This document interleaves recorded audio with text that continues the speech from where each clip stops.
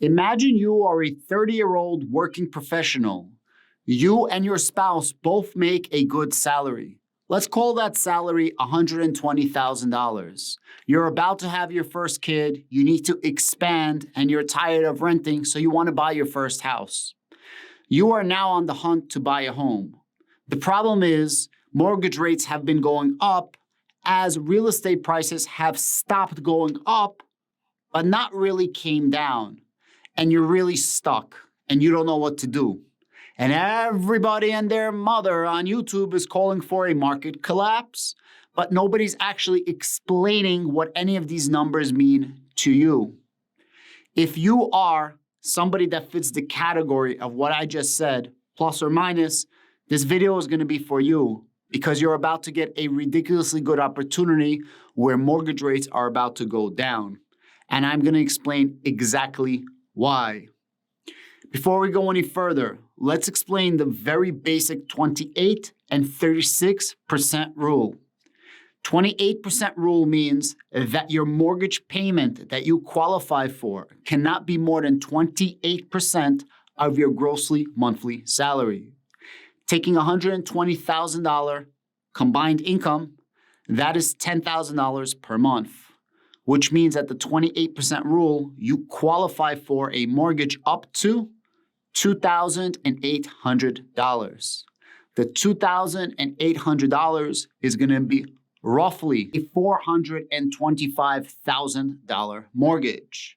So if you're putting down your 20%, you can afford approximately a low $500,000 home.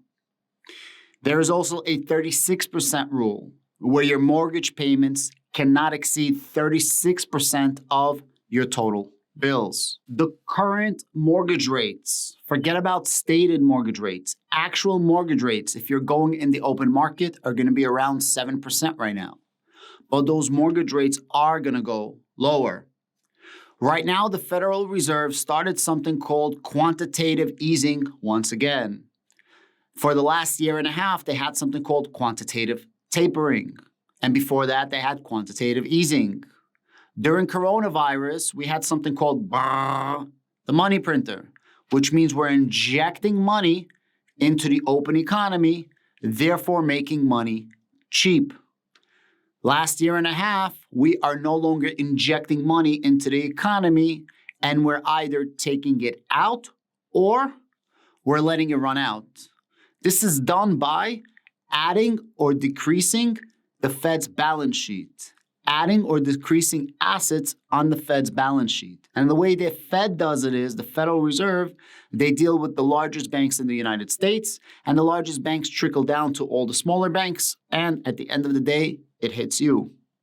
Despite what every other person is telling you, the United States mortgage rates, both the 30 and the 15, are not directly correlated to the federal funds rate, which means every time the Federal Reserve either raises or lowers the interest rate, that is not what affects the mortgage rates.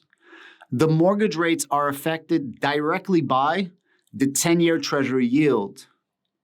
The 10-year Treasury yield is approximately high ones difference of the spread. For example, if the 10-year Treasury yield is 3%, your mortgage rate is going to be somewhere just south of 5%.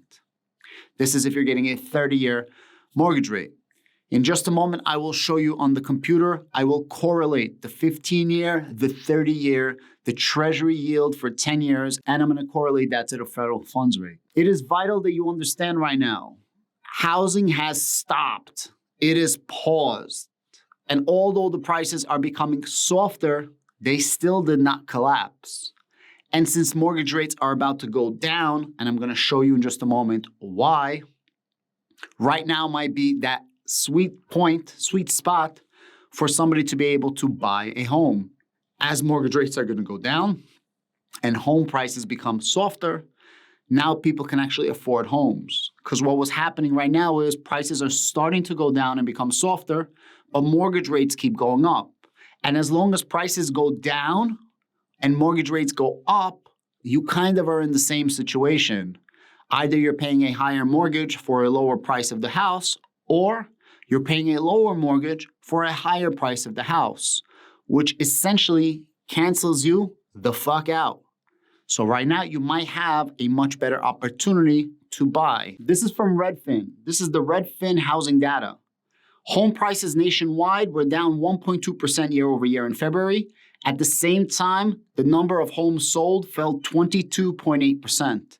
The reason why the number of homes sold is falling, but the prices are staying soft or steady, is because of these mortgage rates, as I said before. And that's one of the problems I have with making YouTube videos about real estate, because I have to tell you guys the truth, unlike a lot of other channels, that as prices are gonna go down, mortgage rates are also gonna go up, and that still prices you out. But there might be a very beautiful sweet spot coming up very soon, and I will prove it to you. And the number of homes for sale rose 14.7%. Right? Homes are staying on the market for longer because they're not selling. The number of homes for sale is going up, but the price of homes is just soft. It's neutral, which means there's no collapse and there's no increase. It's just kind of staying neutral. And of all of the homes, the national median price of homes sold was $386,000. So if you are a household making $120,000, you would qualify for the median home throughout the United States. This is a chart over the last 3 years. This is the chart over the last year. As you see, the prices kind of peaked right here, and then it just started going down, down, down, down, down. Over the last 3 years, as you see, the price is just going up, up, up, finally down. And over the last 5 years, up, up, up, finally it's going down. But it's very important that you're able to actually afford the prices of homes as they're starting to cool off. And right now is about to be your opportunity, as mortgage rates should go down as the 10-year Treasury yield is in fact going down. I'm about to show you a screen from the Fed. Fed is literally the St. Louis Federal Reserve, and they track data, a shit ton of data. All the data you can possibly imagine in the United States is tracked on this website. So I made a chart which is going to compare the 15-year mortgage rate, 30-year mortgage rate, the Treasury yield, and the federal funds rate. This is a custom chart that I made on my own, and I hope you guys are going to appreciate that. For anybody that is looking for a mortgage, I have a link to my Discord down below. It's totally 100% free. You don't have to pay me no bullshit for Patreon. It is free.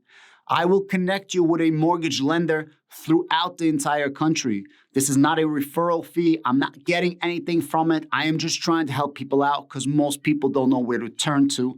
I have a lender that I'm helping people out with. This is not me making any dollars whatsoever. Feel free to join my Discord if you guys want some real help with real estate from somebody that actually does real estate and is one of you guys. Unlike most of these YouTubers who either don't do real estate or so far have their head up their ass that they can't in no way, shape, or form actually relate to you. Let's go over to my desk and let me show you the correlation between mortgage rates and what's happening right now in the 10-year Treasury yield. And then I'm going to explain to you what affects the 10-year Treasury yield. If you don't mind, hit this little notification bell down below so you're always apprised of my videos when they come out. That'll help me tremendously. This is a chart. In red is the 30-year fixed mortgage rates. In green is the 15-year fixed mortgage rates. In purple is the federal funds rate. That's what the FOMC, the Federal Reserve, when they're raising or lowering interest rates. And the blue is actually going to be the 10-year Treasury yield.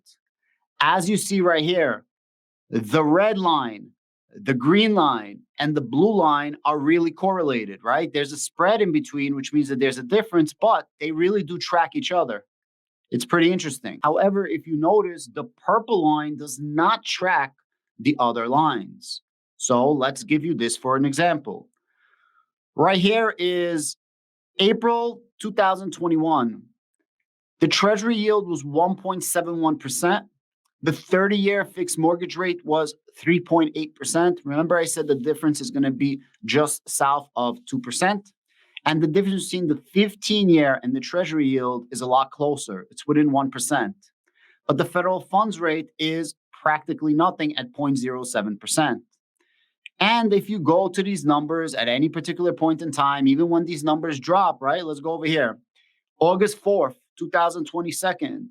The 15-year mortgage rate, 4.26%. The 30-year, 4.99, while the Treasury yield was 2.69%. So it's not always exactly that 2% sweet spot, but it's approximately 2% plus or minus. On average, the number is going to be 1.9% on average. If you go right here, let me just fast forward this. If you go right here, guys, okay, this is your sweet spot. This is what's happening right now. The Treasury yield just dropped. The Treasury yield just dropped to 3.59%. However, the 30-year and the 15-year mortgage rates are flat. They did not get a chance to drop, right? You see what I'm saying? So the 30 and the 15 is about to go lower because the Treasury, 10-year Treasury is lower. This is the 10-year Treasury. This is a chart over the last month. I know most people are not going to give a shit what I'm showing you, but let's just understand that over the last month, there was a huge drop. We literally dropped from 4 to 3.4. This is a really, really big drop. And this is going to be the 2-year Treasury. In the 2-year, we also dropped from 5 to 3.8. For anybody that doesn't understand what a Treasury is, the Treasury is guaranteed money that you would get from the United States government. You're buying Treasury bonds, bills, or notes, depending on the duration of what you're buying, and you're guaranteed to make income on that. That's guaranteed interest rates as long as the United States government does not fail. Coincidentally, and an interesting fun fact, if you buy Treasury yields, you don't pay state taxes. So if you're not in the 9 states that have no state taxes, there's an added benefit to getting these returns. In any case, the 10-year Treasury yield is where the United States believes inflation is going to be in 10 years from now. As we started bailing out all of these banks, we believe that there's going to be a huge recession between now and in 10 years from now. And that's why the 10-year Treasury yield is going down. Whether you believe that or not, I'm just explaining to you in theory why this goes up and down. The 2-year Treasury yield, the reason why it dropped is because the market is likely baking in a Federal Reserve reduction in how much the federal funds rate is going to be. But I digress, and this has nothing to do with the real estate specifically. I'm just trying to teach you guys some micro and macro economics. So for you, if you've been looking for a home, expect the 10-year Treasury yield to drop a little more. And when that happens, besides for the drop that already happened, your mortgage rates should actually go down. So as homes are hitting the market longer, and there are more homes that are being posted on the market, but the price of homes did not tank yet, now the mortgage rates are actually going to go down a little bit, and you're going to be able to afford a home. And as I said, if you're making $120,000 combined, you're going to afford approximately a low $500,000 home. Now, if you're making more money or less money, just let me know. And if you like this type of content, also let me know. If you have some specific questions for your specific case, I can review it if you would like. Thank you very much. And most importantly, on the weekend, make sure to keep it clean in between because hygiene is very important. Until the next one.